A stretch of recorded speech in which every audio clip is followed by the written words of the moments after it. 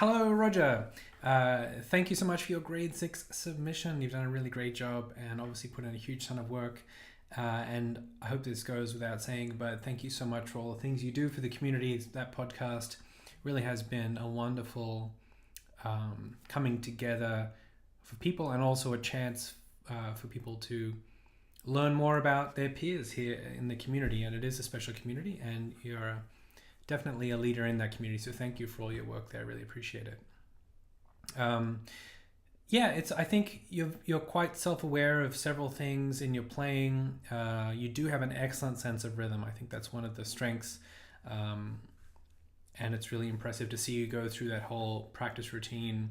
And I can hear when you zone in and out, but I'm exactly the same way. And but I can tell that when you're focusing on the rhythm, you're really in the pocket. So that's great to have that skill. I think that kind of ability actually worked very, very well in Maria Luisa in particular.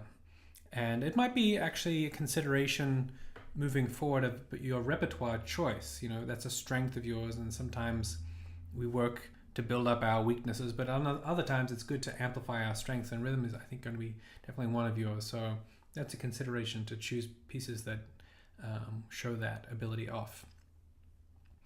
Let's start with the repertoire.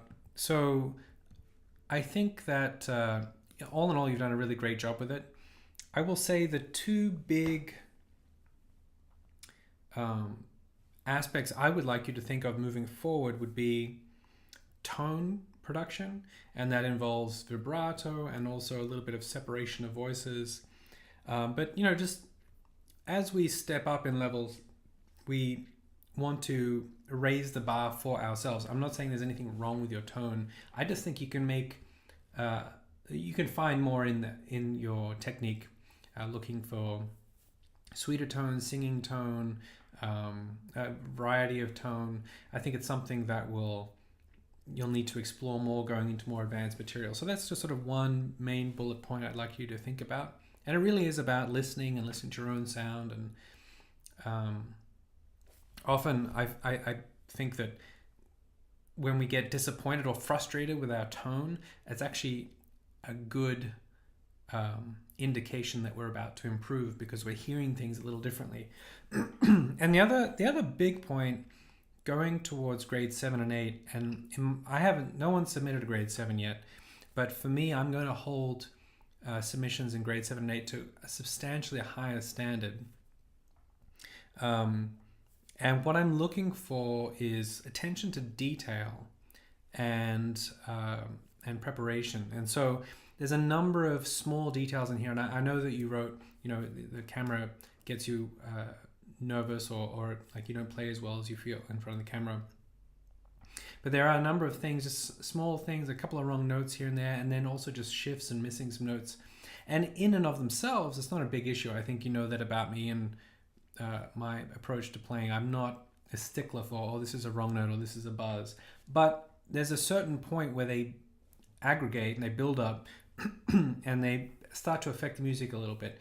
And I think it might be a little bit of a reflection of your many varied interests. And so that might be something to think about in terms of either an upcoming performance or an upcoming grade exam in the future. Really giving yourself some time to focus, and also maybe looking at the way you practice.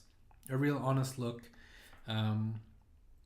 at how you prepare things, and do you keep the music on the stand, or do you memorize it really quickly, or do you really stay with certain passages for a long period of time, and making sure that not only can you get that passage, but you can't get it wrong, if that makes sense. So those are the two big things I would like you to think about moving forward. So accuracy and detail, attention to detail, and then just your tone world of the guitar. So let's jump into Evocación. Love the titles. You even got the colors and the font and the red dot on the eye. I think you did a good job with this, and I listened to it a few times because I also, you may have seen, I responded to Rick Hill, who played Evocación, and I was wondering, and I'll be teaching this soon, so I was trying to think, how am I going to communicate this rubato idea? I think you have a natural sense for it. I think it's pretty good. There's just a couple of things that throw off the rhythm, and I will do my best to explain it.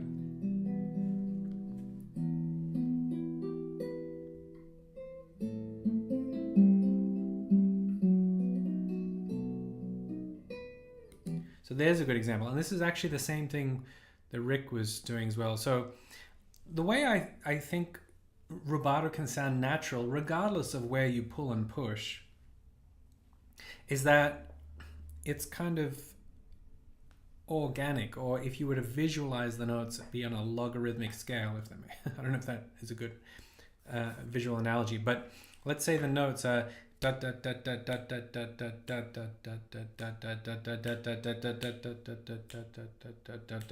it works if they make sense in relation to one another.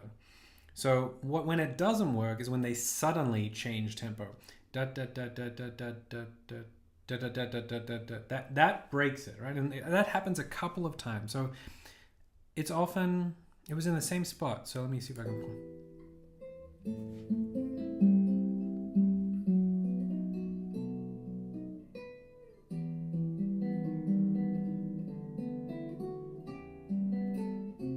There's a little example. Just before you speed up those two notes. So it's a little example, but you do that a number of times, and I think we don't go out of our way to control. Let me be more specific.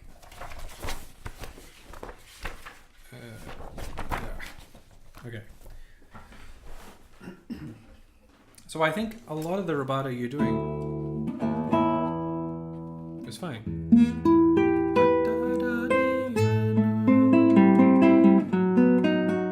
I think it's these two notes.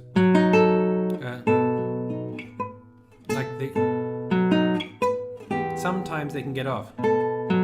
It's almost like we're forgetting to think about them as, because these are obviously running. Right?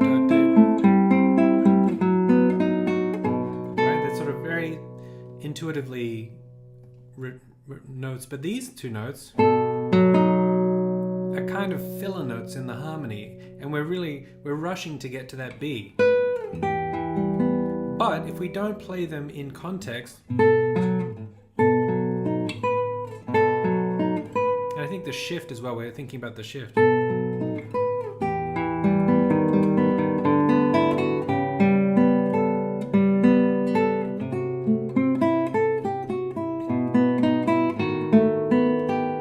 There as well. So there's just a couple of instances where notes suddenly got faster or suddenly were held. And that melody that comes down, I think sometimes you held that. And what it does is it disturbs that pulse, and I think the rubato doesn't work as well.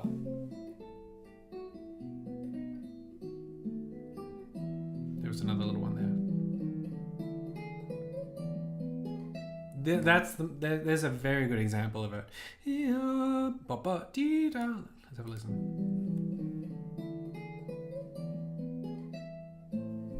That for me doesn't work so much, so I would rework it, like just to rein it in a little bit, and keep it a little more even though it's slowing down and speeding up.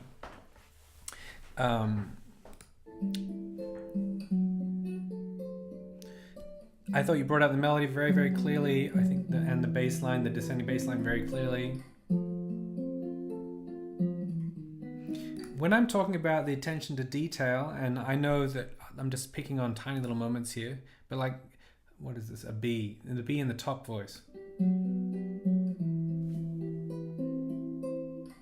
Oh, sorry, the A there. So that's the bar A crossing over the fret and just getting a bit of a dead note. That's what I mean in terms of attention to detail, and that's where I think you'll make great gains in the future if you pay attention and really get persnickety on those things. Making sure you get a clear note or the rhythm's exact. That's where I can see some. I would encourage you to have a look at in the future, or to hold yourself to that kind of higher standard. Even just listening back to recordings, which I'm sure you do, and then hearing like, I didn't get that note. and then having this a practice approach that really solves that issue.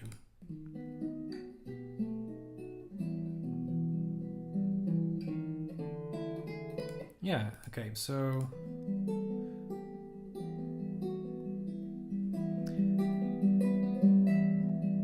that was really nice. That's a nice rubato, nice vibrato. I would love to hear more vibrato, actually. I didn't hear there was a really nice moment in the Carcassi as well. We use vibrato, so I'd love to hear more of that. That goes into the tone world that I'd like you to start thinking about. So with the romanza, I think you might keep playing these pieces, and you've already got them to a high standard. So I wonder if you could differentiate the repeated notes. That was a nice softer A.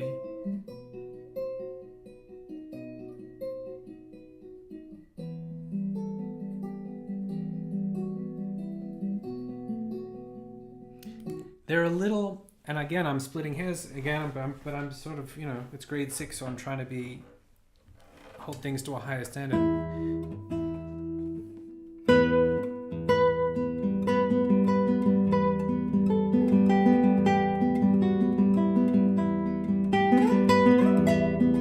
I would like to hear more differentiation in these notes.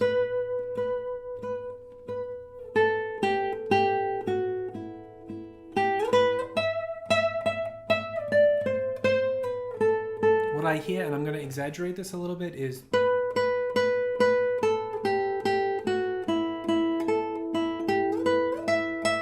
a little bit the same in terms of the way you play those notes.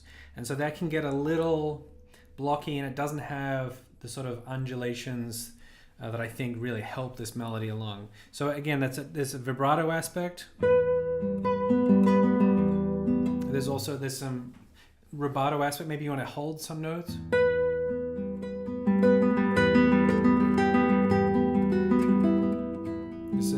There's that speed changes as well. But also I think mostly it's the notes shouldn't be the same. They're a little bit too much the same attack, same tone, and same dynamic. Then not all of them. Obviously, there's definitely some nice shaping. But just, again, another tone world to enter. Lovely portamento. Another detail aspect is there's a number of times. 1, 2, 3, 4. Oh, that was fine. There's a number of times where you play one too many notes. That was nice rubato.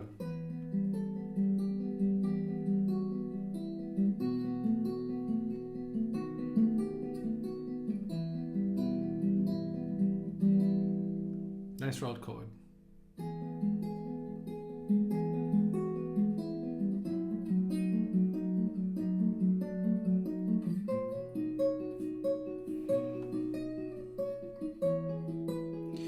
So, you said you found 1, 2, 3, 4. Oh, no, that's fine. I think it was 2 times I remember hearing there's a couple extra notes. Anyway.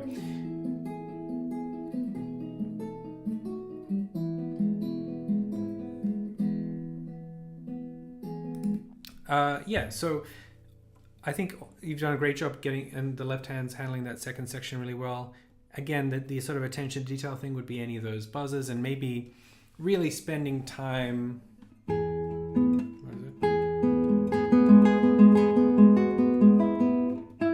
Really spending time on the transitions to make sure the notes are super clean and that they're relaxed in the left hand, and yeah, that's the kind of attention to detail. Let's have a look at. I wonder if we can find the vibrato I really liked.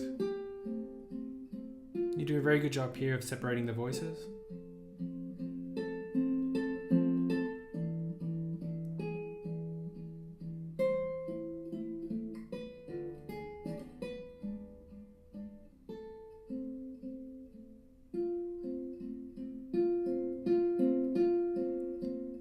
I think you exhibit a really nice sense of rubato in this piece.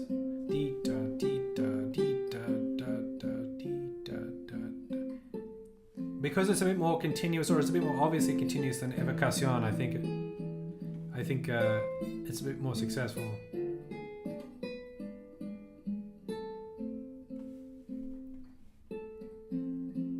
I'm looking for the vibrato.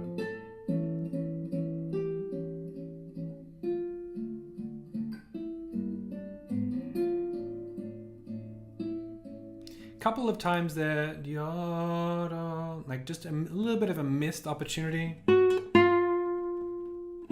be more expressive.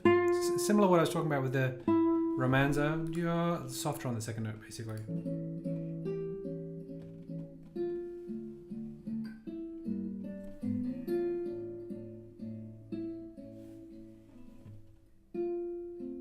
I think it's coming up here. Yeah.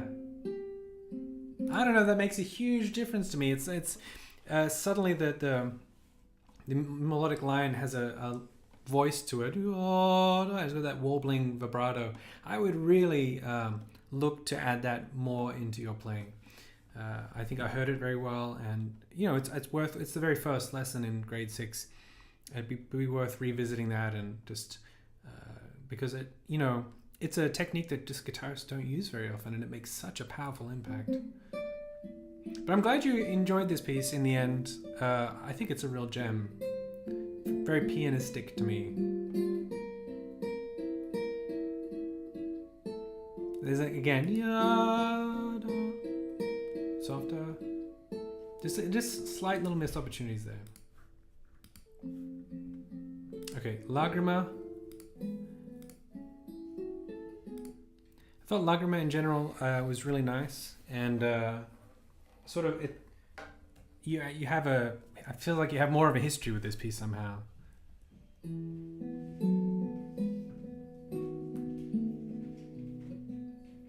Really nice sense of phrasing there.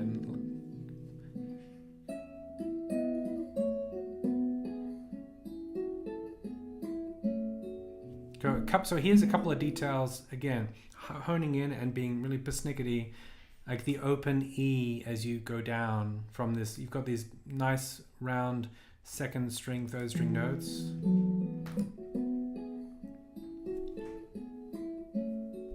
You're just taking care of those notes a little bit more.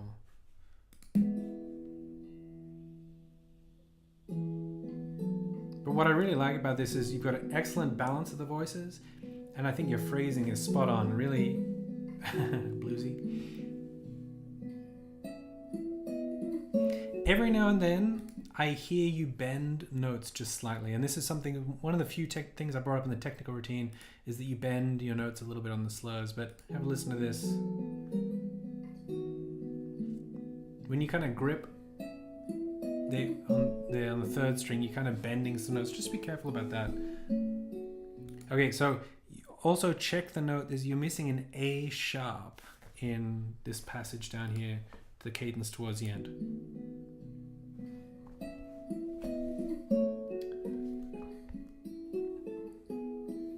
A sharp there. So have a look at that. But yeah, in general, I think Lagrima was really successful. Yeah, really nice. And my favorite of the whole set was Maria Luisa, actually.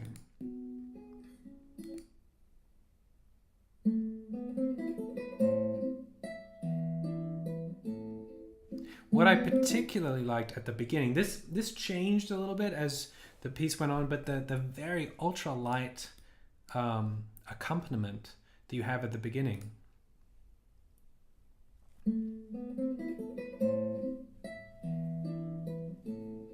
Super light and very effective.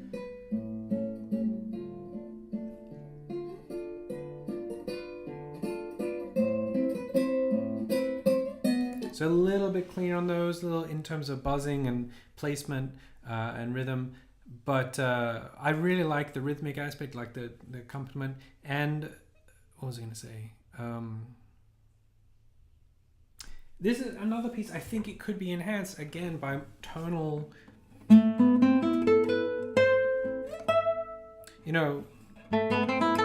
Just there's variations of tone, vibrato. I don't know. I think you can explore that world a lot. Inject even more character into these pieces.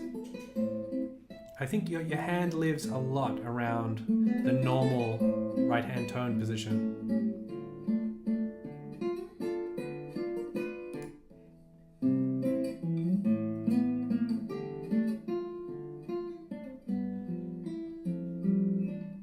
What I'd like to hear a little more in this section is held notes. It was better on the second time.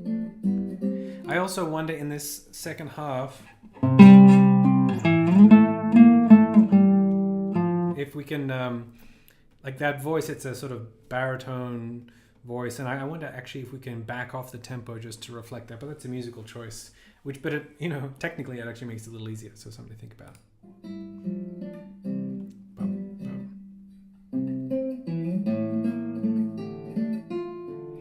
That's a case where maybe the rhythm is like missing out on the melody a little bit for the sake of the continuing rhythm.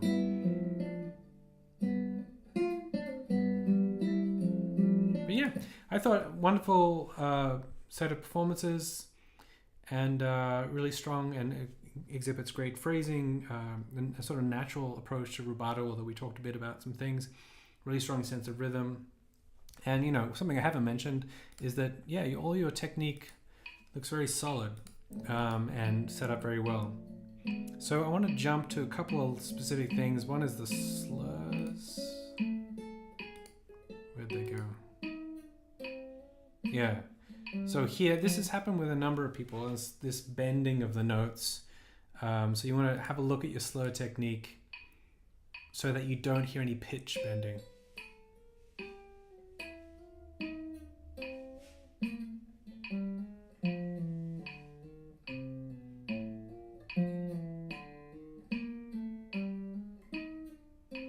So, just that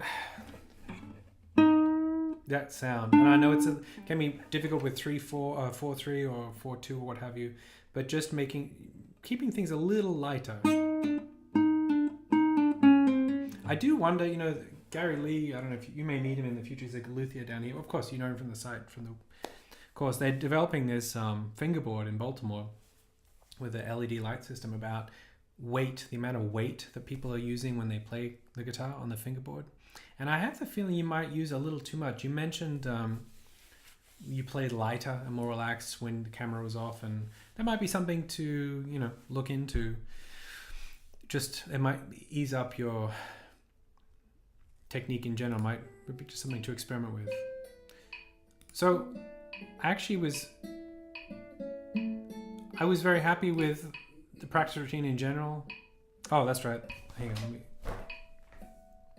So the harmonics, they were good, and they were very fluid. So you got a really nice movement in the right hand.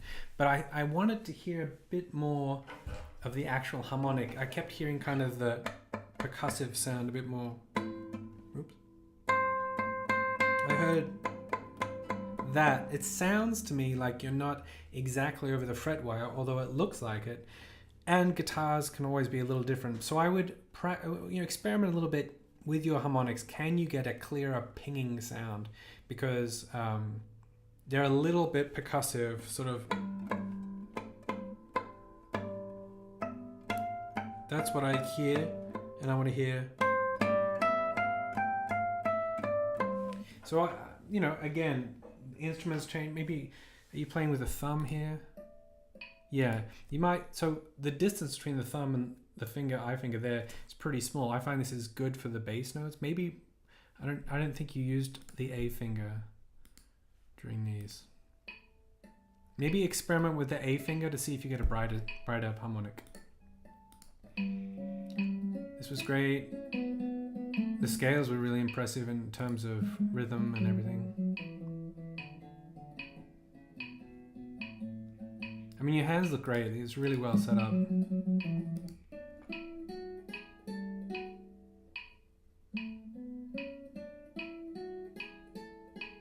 It's gonna sync. All right, so let's jump to the improvisation. There wasn't too much to say really about the technique stuff. It sounded good. Version number 5 in D major. 1, No, I think this was really good. I mean, what I want to see with the improvisation is that you understand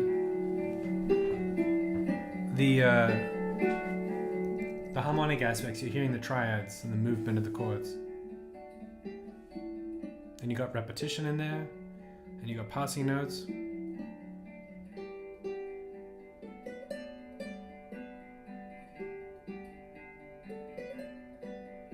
Bit of variation.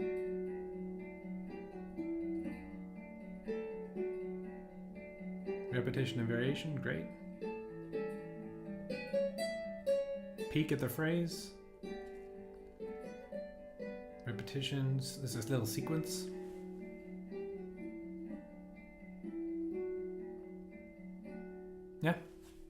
Yeah, I mean, in terms of what I'm looking for in the improvisation, that's pretty spot on. Yes, you can start noodling with scales and things, but as you found yourself, it can get a little bit noodly. So I think you've done a great job there, and I think it's a great place to start expanding from, because I know you're interested in it. I mean,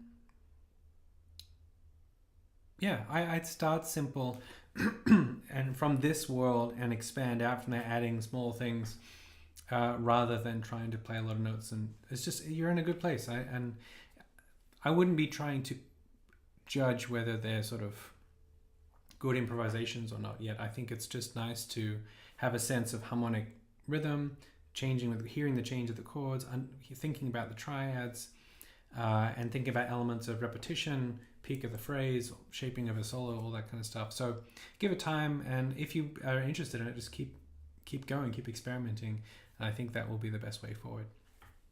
So overall, Roger, you've done a great job for grade 6, and congratulations on your grade certificate. Moving into grade 7, I would ask you to really focus in on the detail, and maybe have a look at your practice habits, and is there anything you can modify to be a little more detail oriented and to counter those, like the aggregation of little slips and blemishes, or maybe it is your performance, the camera's on and things change a little bit. You just have to be honest with yourself. It's that's really, in the end, it's up to you. And then your tone world, I just would love to hear you explore through the different tones of your instrument, move your right hand around a lot more, and inject some more character ideas into the playing. So congratulations, thank you, and I'll talk to you soon. Bye.